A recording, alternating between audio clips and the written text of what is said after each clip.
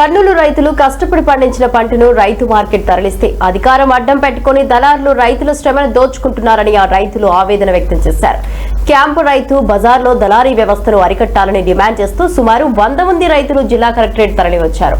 ఇక తాము పండించిన పంటను నేరుగా అమ్ముకోనివ్వకుండా దళారులు అడ్డుకుంటున్నారని ఆవేదన వ్యక్తం చేస్తూ కలెక్టర్ సిరికి వినతి పత్రం అందజేశారు. రైతుల సమస్యపై సానుకూలంగా స్పందించిన కలెక్టర్ జేసీ స్వయంగా తనిఖీలు నిర్వహిస్తారని హామీ ఇచ్చారు.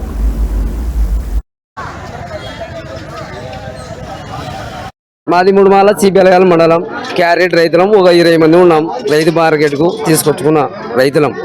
అయితే ఇక్కడ ఏం జరుగుతుంది, కొంతమంది ఎప్పట్లో బాధ పెట్టి అంతా బంద్ చేపిస్తుంది పొద్దుపోలని. తర్వాత ఏమైంది, మాకు స్థలాలు లేకవే అసలు 2-3 సంచులు 4 సంచులు బయటకి ఎత్తేసి అల్లోసి వచ్చినాం. బయట అమ్ముకోపోండి అంటారు. స్థలాలు లేక ఇబ్బంది, బాక్సుల మధ్యలో ఆడ ఈడ పెడితే కాళ్ళతోంత అంటారు. ఇట్లా వచ్చి రావడం చెప్పింది, పండ్ల లైఫ్ ఏంది అంతా ఏంది. ఎక్కడ చూసినా మాకు అసలు ఎక్కడ ప్లేస్ అమ్ముకునేగా క్యారెట్ మేము ఉల్లిగడ్డలు ఇట్లా నాశనం అవుతాయి. ఇదన్నా ఏదో అమ్ముకుందాం సొంతము తెచ్చుకొని అంటే రాత్రి 9 గంటలకు దింపుకొని 12 వరకు మేము ఆఫీసులో పడుకొని దోమలకి దాంట్లోకి ఉన్నాం. అది మెయిన్ పాయింట్. ఇక్కడ ఏమైందంటే వీటికి వచ్చి కలెక్టర్కు వాళ్ళకి ఇంతకు ముందు కానీ చెప్పినాం, చేసాం, చర్యలు విన్నాము. ఇప్పుడు అయినా మాకు పట్టించుకోలేదని గట్టిగా చర్య తీసుకోవాలని మేడం గారు కోరినాము. అయినా సపోర్ట్ ఇస్తామని మేడం, అందుకనే మేము గట్టిగా వచ్చినాము. ఇది మంచిగా పద్ధతి మాకు పట్టియాల రైతుకు ఖచ్చితంగా స్థలాలు ఇయ్యాల.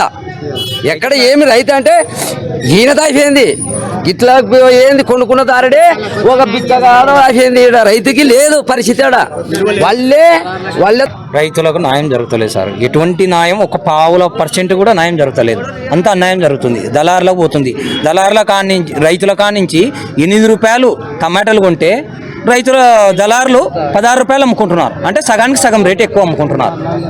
అంటే మీరు టమాటా అమ్మడం మీరు అమ్ముతున్నారు కదా దళారులకి. అంటే మేము కొంతమంది బయట స్థలాలు లేక మేము ఇచ్చేస్తున్నాము. ఇక్కడ రైతు బజార్లో స్థలాలు ఇవ్వడం లేక ఇంకా స్థలం లేనప్పుడు ఏం చేస్తారు రైతు, ఇంకా ఏడుకోడికి పోసిపోదాం, పండించిన సరుకు ఆగమైపోతుంది మా చేతిలో అని ఇచ్చేస్తున్నాం. రైతులకు స్థలం లేనప్పుడు బయట అమ్మిపోతున్నారు సార్. రైతులు అంతమంది ఉంటారు కదా, వాళ్ళని తిరిగి కొట్టొచ్చు కదా. అంటే మేము కొట్టలేము సార్. రైతులు మేము పొలంలో చేసుకోవాలన్నా వాళ్ళ దగ్గర గొడవకి దిగాలనా, మేము దిగలేము సార్. రైతు అనేవాడు కొట్లాడలేడు.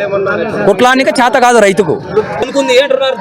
రైతు బజార్లో సార్ ఉన్నాడు కదా సార్. రైతు బజార్లో అధికారులకు రాజకీయ నాయకుల ఒత్తిళ్లు ఎక్కువ ఉన్నాయి.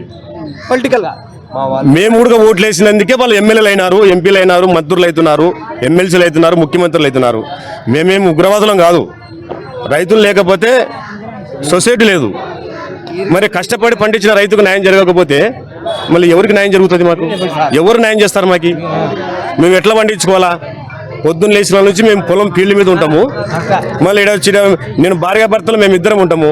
నేను ఆడ మా భార్యని పెట్టి నీళ్లు కట్టి మందులు వేసుకొని ఒక్కరి పని చేసుకోలేదు. నేను కూడా ఇద్దరం కలిసి చేసుకుంటేనే ఏదైనా పంట చేతికి తీసుకోగలుగుతాము. మళ్ళీ అక్కడ నుంచి తీసుకొని ఇక్కడ వచ్చి తీసుకొని మేము రైతు బజార్లో అమ్ముకోవాలని మేము అందులో పట్టి దళారుల రాజ్యం అయిపోతుంది.